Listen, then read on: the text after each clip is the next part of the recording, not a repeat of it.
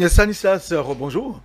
Bonjour Dédule Hunsa. Et voilà, nous allons passer à la chronique culture aujourd'hui. On ne parlera pas d'autre chose. Oui, on ne parlera pas de culture typiquement, on parlera de De littérature. littérature, Dans très bien. cette rubrique ce matin qui reçoit pour vous, mesdames et messieurs, un auteur que vous connaissez bien, qui a d'ailleurs l'habitude de venir ici sur nos plateaux.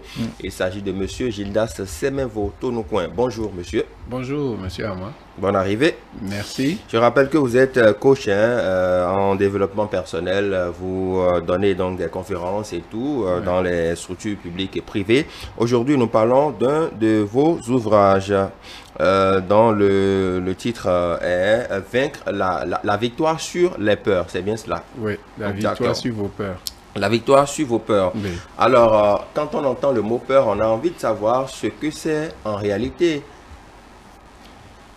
La peur, on peut la définir comme, on va parler de sentiment d'angoisse en présence d'un risque ou d'un danger. Et ce danger peut être imaginaire ou un danger concret. Et aussi sur le plan psychologique, c'est un état émotionnel qui permet en fait à l'être humain de pouvoir s'adapter à l'environnement. Mais personnellement, je définis la peur comme étant la boue dans le moteur. Alors, si nous sommes considérés comme étant le moteur d'une voiture ou d'une moto, la peur, pour moi, constitue de la boue dans le moteur de notre moto ou bien de notre voiture. Et donc, vous imaginez que pour pouvoir sortir, vous mettez de la boue dans le réservoir de votre moto ou de votre voiture. Vous imaginez la suite. Donc, vous ne pouvez pas aller loin et vous allez vous en sortir peut-être avec d'énormes dépenses. C'est ce qui se passe exactement lorsque nous nous laissons phagocyter par la peur. Nous avons des conséquences désastreuses, non seulement sur le plan physique, mais sur le plan psychologique. Voilà. Vous parlez de la peur. Est-ce qu'on peut vivre sans la peur aujourd'hui? Quand vous observez tout ce qui se passe dans notre monde aujourd'hui, peut-on vivre sans la peur? C'est challengeant de vivre sans la peur. Donc, parce que à chaque pas que nous faisons, nous avons des situations, nous avons des événements qui ont tendance à nous plonger dans la peur. Mais lorsque l'on prend conscience des conséquences négatives de la peur, on se met dans un plan d'action personnelle constant qui fait que à chaque fois, à chaque minute, nous nous recadrons pour pouvoir savoir raison garder pour atteindre nos objectifs.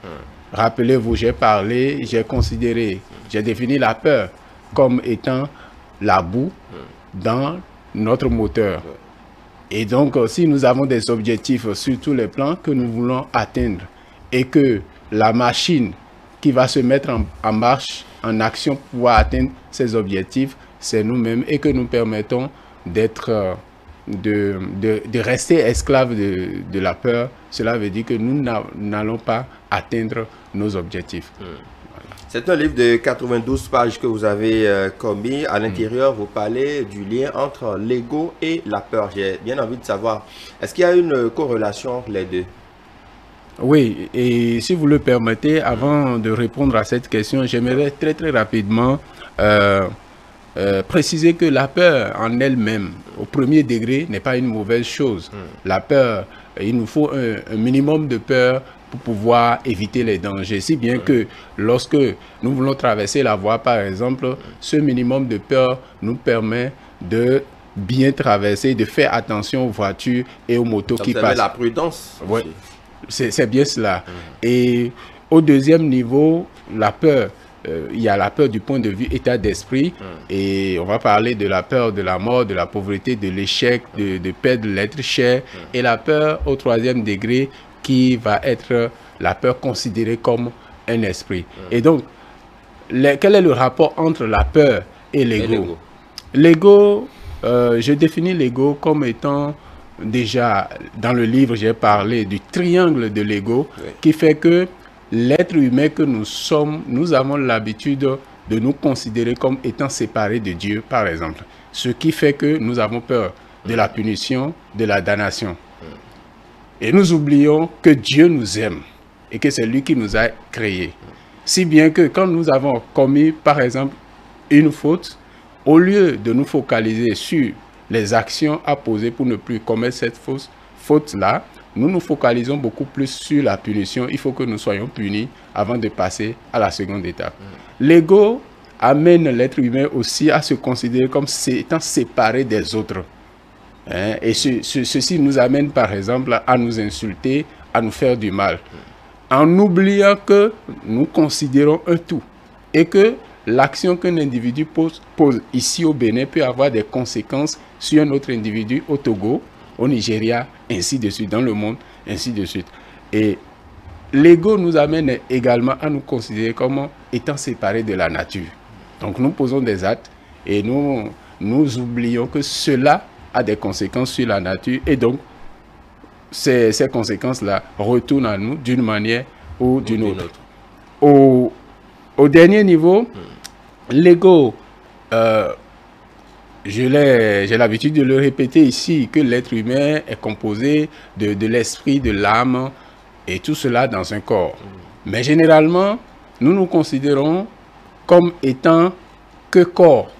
Donc, nous considérons beaucoup plus notre physique et nous pensons que notre être réel est notre physique. Nous nous identifions à nos possessions, à notre voiture, à nos maisons et cela fait que quand les gens ont leurs avis par rapport à notre physique ou à nos possessions, nous prenons ceci comme étant ce que nous sommes réellement.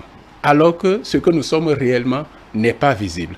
Donc vous voyez, l'ego, le fait de se laisser guider par l'ego fait que nous aurons peur de la vie des autres, nous aurons peur de la mort, nous aurons peur de l'échec, de la pauvreté et ainsi de suite. C'est vrai que ces différentes peurs, on va en parler tout à l'heure, la peur de la mort et de la pauvreté notamment. Oui. Mais j'ai envie de savoir, quand quelqu'un a peur aujourd'hui, est-ce qu'il y a des exercices à faire pour surmonter cette peur-là? Puisque nous savons, petit ou grand, riche ou pauvre, il arrive des moments de notre vie où nous avons extrêmement peur. Y a-t-il des exercices en la matière pour surmonter la peur? Oui, il y a des exercices.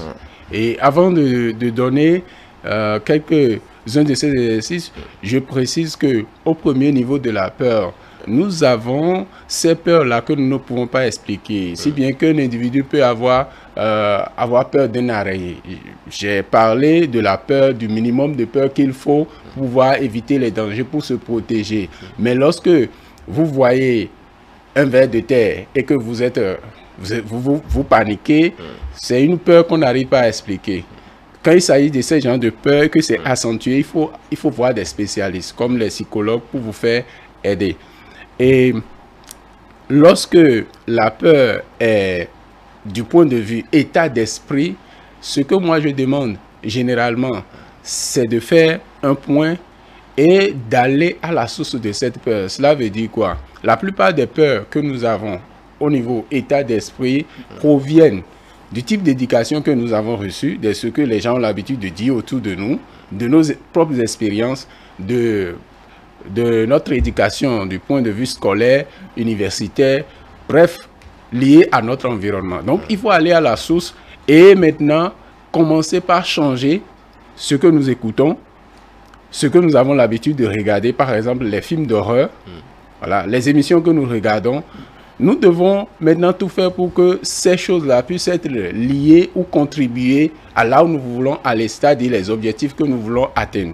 Ce qui fait que nous allons changer les livres que nous lisons, plutôt lire maintenant des livres qui nous permettent de travailler sur nous et d'aller de l'avant, et non des livres qui nous enfoncent davantage dans la peur. Dans ce type il faut plutôt lire des ouvrages qui nous rassurent en quelque sorte. C'est bien cela. Et la dernière chose que je propose, c'est d'utiliser le pouvoir de nos paroles, les déclarations et surtout aller positives. Au fond. Les paroles, oui, je vais parler plutôt de paroles puissantes. Et prendre le temps de maîtriser les principes cachés derrière ces paroles avant de les utiliser. Sinon, ça serait juste des paroles en l'air. D'accord. Coach Tonoucoin, parlons rapidement du stress. On sait qu'il y a beaucoup de confusions qui se font entre la peur et le stress. Est-ce qu'il y a une différence fondamentale entre ces deux notions? Oui, la peur, c'est lorsque vous êtes face à un danger imaginaire ou concret. Alors que le stress, c'est une conséquence des sollicitations. L'organisme, on va parler d'un ensemble de réactions biologiques. Alors vous voyez, donc le corps est sollicité, vous êtes sollicité peut-être sur le plan familial, sur le plan professionnel, et votre organisme réagit. C'est plutôt des réactions biologiques. Ces réactions-là vont au-delà des réactions psychologiques. Donc c'est suite à des sollicitations, alors que la peur, c'est face à un danger imminent lié à un élément concret ou imaginaire. Peut-on lier la peur à l'ego ou autrement dit à la confiance en soi? La peur est liée à l'ego, comme je l'ai défini tout à l'heure. Et lorsque vous avez peur, vous ne pouvez pas développer votre confiance en vous. Donc le travail à faire au niveau de la peur vous permet d'augmenter votre niveau de confiance en vous. Quelqu'un qui a peur ne peut pas avoir confiance en lui. Mais il y a certaines peurs qui rétablissent sa confiance en soi, c'est-à-dire qui vous rassurent un instant, le temps d'aborder la pleine confiance en soi. Oui, et c'est pour cela que j'ai parlé d'un certain minimum de peur. Lorsque trop de confiance en soi détruit la confiance en fait. Ça.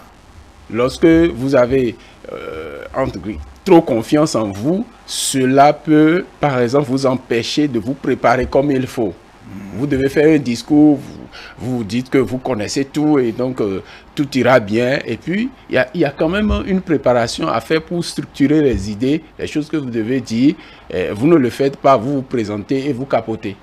L'excès de confiance est nuisible, comme l'excès de confiance d'un tireur de pénalty. Maintenant, il faut faire la différence entre l'ego, tout simplement, dont je parle ici, et l'égoïsme. L'ego peut conduire à l'égoïsme. D'accord, on en parlera certainement. Le temps pour moi de rappeler un extrait de votre ouvrage rapidement à la page 57. Vous parlez des monstres psychologiques et comment les vaincre. Et là, en petit 1, vous parlez de la peur, de la pauvreté.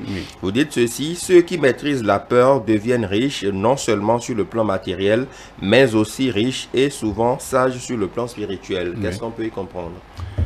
Je vais tout simplement dire que lorsque vous avez peur de la pauvreté n'est pas une bonne chose.